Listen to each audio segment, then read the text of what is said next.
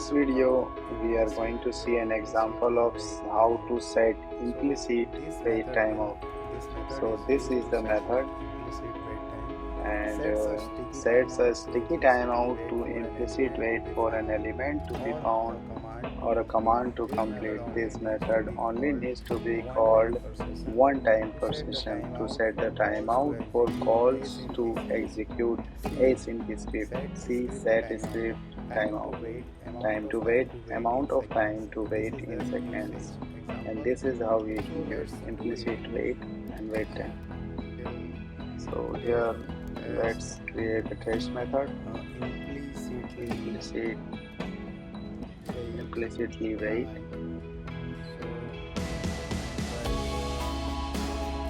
Driver logger instance. Log string set implicit wait.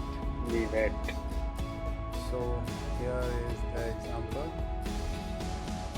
Let's copy. Create page object. Let's set logger.info.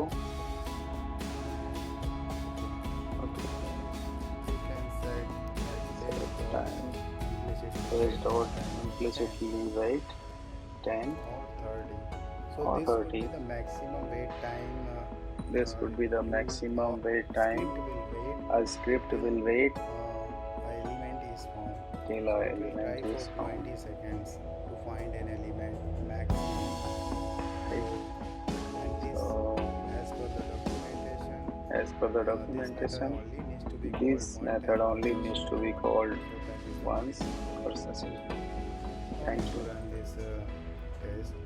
Not need to run this test.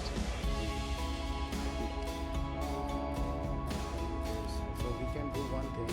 Let's define a link. We can do one thing. Let's define a link, arbitrary link. Let's say by dot whatever ID we can say in this case. A locator which is not present on the page. So we just want to check that how much time it will wait. So it should wait for at least 10 seconds before throwing an error. So let's call page.findElement, and then locator name is lnk arbitrary. However, this will not work because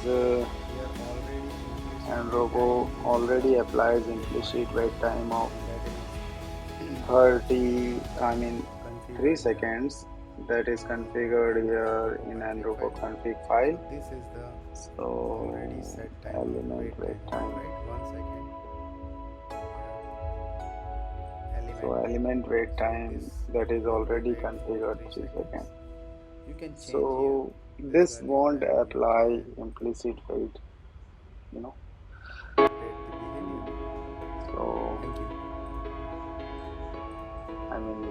this setting will not work with nRoBo. Either if you want to set it for finding an element, so you can go and change the wait time, element wait time in nRoBo config.yml file. So let's, for illustration purpose, I ran the test and let's observe the result. Open the browser, an element will not find, and it's waiting, and driver is trying to find out the element, but element is not going to be found out. So here we can see test fail, and mark it as expected. so since this is going to be fail, I am going to mark this test as xfail, meaning expected failure, so that our reports do not show that test should have been failed. So let's rerun,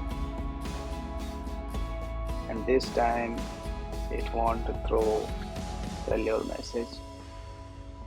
It will be handled by test itself. Okay, so it will fail now. The element is not present on this page. So here we can see no errors and test passes with expected failure. Here we can see. Thank you. Thank you.